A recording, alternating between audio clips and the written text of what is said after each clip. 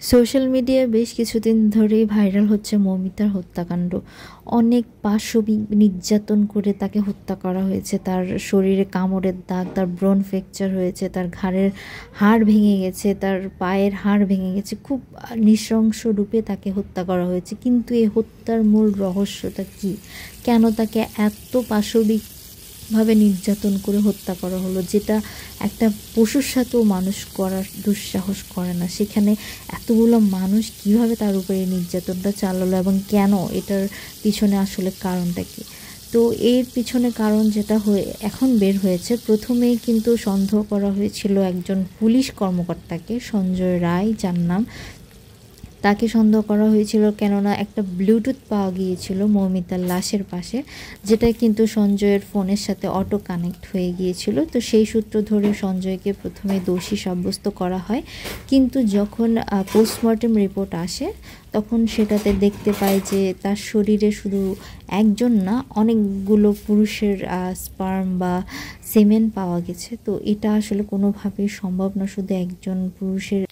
বিষয়টি যখন ভাইরাল হয়ে যায় এবং সবাই জানতে পারে, তখন কিন্তু তার সহকর্মী ডাক্তাররা প্লাস সাধারণ জনগণও কিন্তু মাঠে নেমে যায় মৌমিতা হত্যার বিচারের দাবিতে। তো এখন বর্তমানে একটা সুষ্ঠু তদন্তের মাধ্যমে মিডিয়ার প্রেশার বলেন বা জনগণের একটা প্রেশারের কারণে এর আসল কাহিনীটা উন্মোচন হয়েছে। তো এই যে মেডিকেলে আরজে কর হসপিটালে মৌমিতা চাকরি করতো, তো সেই মেডিকেলের প্রধান সন্দীপ ঘোষ যার নাম, তো এই ব্যক্তিটা কিন্তু রাজনৈতিকভাবে অনেক পাওয়ারফুল একজন মানুষ।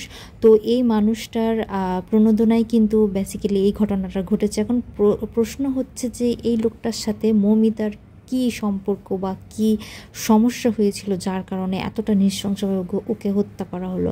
তো এই ব্যাপারটা, যে প্রতিষ্ঠানটা ডাক্তারের যে হাসপাতাল, সেই হাসপাতালে কিন্তু অবৈধভাবে নিয়োগ দেওয়া হতো ডাক্তারদেরকে এবং পরীক্ষার প্রশ্ন ফাঁস করা হতো। সেই সাথে স্টুডেন্টদেরকে বিনা পাশে বিনা পরীক্ষার মাধ্যমে তাদেরকে উত্তীর্ণ করা হতো এবং এটার বিনিময়ে একটা মোটা নগদ অর্থের লেনদেন চলতো। এবং সেই সাথে ডাক্তারদের যে প্রমোশন হতো, চাকরি স্থায়ী হতো, পার্মানেন্ট হতো, ওইটার কারণেও কিন্তু ওই যে হেড ছিল হাসপাতালের, তাকে কিন্তু অর্থ প্রদান করা হতো এবং সেটা খুব মোটা নগদ অর্থের বিনিময়ে হতো।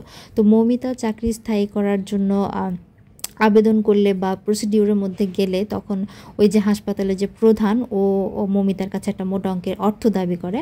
তো মৌমিতা অর্থটা দিতে অস্বীকৃতি প্রদান করে এবং সেই সাথে মৌমিতা থ্রেট দেয় যে এই ধরনের যে ইলিগেল জিনিসগুলো হচ্ছে হাসপাতালে, অবৈধভাবে মানে টাকা অর্থের লেনদেনের মাধ্যমে ডাক্তারদেরকে স্থায়ী করা হচ্ছে, আবার ডাক্তারদের প্রমোশন দেওয়া হচ্ছে, আবার পরীক্ষা নেওয়া হচ্ছে, মানে নামকাওয়াস্তে পরীক্ষা যেটা বলে, আসলে কিন্তু অটো পাসের মাধ্যমে টাকা খাওয়ার মাধ্যমে তাদেরকে পাস করিয়ে দেওয়া হচ্ছে। এই ধরনের যে ব্যাপক অনিয়ম দুর্নীতিগুলো চলছে এই হাসপাতালে অনেক দিন যাবৎ, সেটা মৌমিতা জেনে গিয়েছিল এবং সেটার কারণে মৌমিতা তার ভয়েসটা উঁচু করেছিল এবং সে বলেছিল যে এটা বাহিরের সবাইকে জানিয়ে দেবে।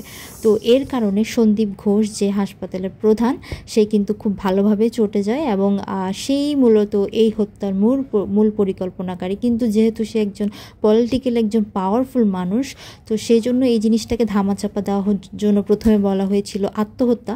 পরে যখন এটা জনগণ বুঝে যায়, তখন আর শত কৌশল অবলম্বন করেও সন্দীপ ঘোষ কিন্তু তার পাপটাকে ঢাকতে পারেনি। এটাই হচ্ছে জগতের নিয়ম, পাপ করলে একদিন না একদিন এটা প্রকাশ পাবে।